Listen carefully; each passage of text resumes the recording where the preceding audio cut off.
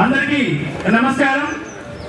ఈరోజు వైఎస్ఆర్ కాంగ్రెస్ పార్టీ ఉదయగిరి నియోజకవర్గ ఆత్మీయ సమ్మేళనానికి విచ్చేసినటువంటి మన యువ కెరటం, మన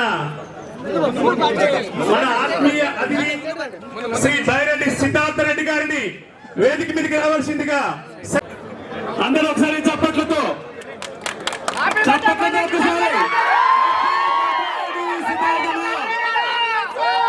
హ్యాపీ బర్త్డే టు సిద్ధార్థన.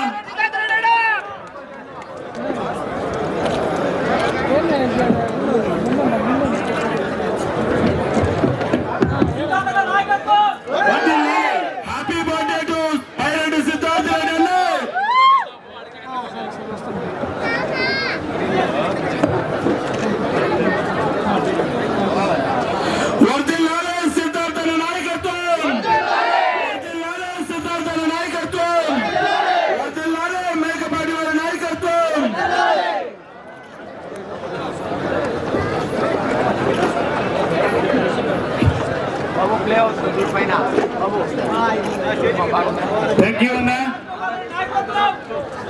ఎంతో అభిమానంతో మేకపాటి వారి కుటుంబానికి అండగా నిలిచి లేదు.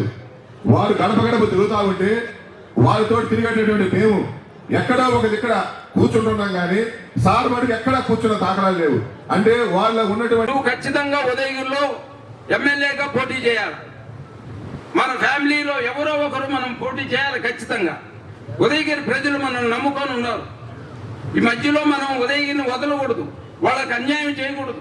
కాబట్టి నువ్వు ఖచ్చితంగా నిలబడాలా, నీతిగా మనం పనిచేద్దాము, వాళ్ళకి అన్ని విధాలు సహకరిస్తాము అనే పద్ధతిలో చెప్పడం జరిగింది. నేను ఆ ఉద్దేశంతో మా అన్నగారి మాటకి నేను సరే అని ఒప్పుకున్నాను. నేను సరే అని ఒప్పుకున్న తర్వాత సీఎం జగన్మోహన్ రెడ్డి గారు నా పేరు అనౌన్స్ చేసిన తర్వాత నేను గడప గడప ప్రోగ్రాంలో మొత్తం రోజుకి ఆయన చెప్పినట్టు కనీసం 20 గంటలు మీరు కష్టపడాలా అన్నారు. 20 గంటలు కాదు, మా అన్నగారు చెప్తున్నారు 20 గంటలు కాదండి, మీకు అబ్జెక్షన్ లేకపోతే 24 గంటలు కష్టపడతారని మా అన్న సీఎం గారికి చెప్పడం జరిగింది. మా అన్నగారు చెప్పినట్టే నేను అదే విధంగా తిరిగా. ఒక్కొక్క సచివాలయానికి 20 లక్షలు ఇస్తున్నారు. 16 సచివాలయాలు తిరిగిన తర్వాత నేను సీఎం గారిని కలవడం జరిగింది. సీఎం గారిని కలిసిన తర్వాత ఆయన ఒక మాట అన్నారు, రాజన్న నువ్వు చాలా బాగా తిరుగుతున్నావంట అని. అంటే అవును సార్ నేను బాగా తిరుగుతున్నాను, అయితే కొన్ని ప్రాబ్లమ్స్ ఫేస్ చేశాను అన్నాను. ఏంటి ఆ ప్రాబ్లమ్స్?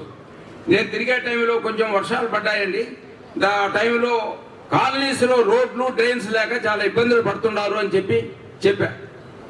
తర్వాత వెంబడి ఆయన ఇంకొక 20 లక్షలు ఇస్తామని చేయించుకోమని చెప్పారు.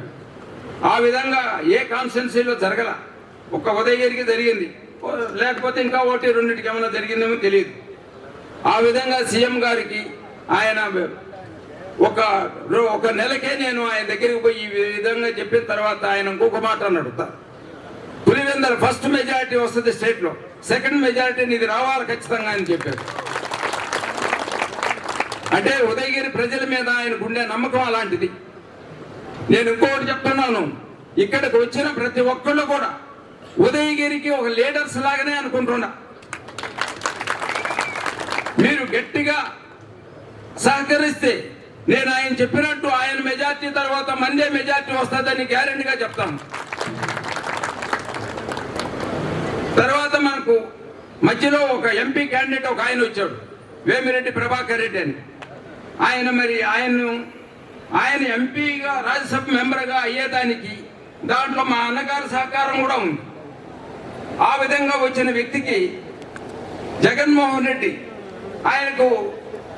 ఆయన ఊహించిన దానికంటే ఆయనకు ఎక్కువ విలువ ఇచ్చాడు, అన్ని పవర్స్ ఇచ్చాడు.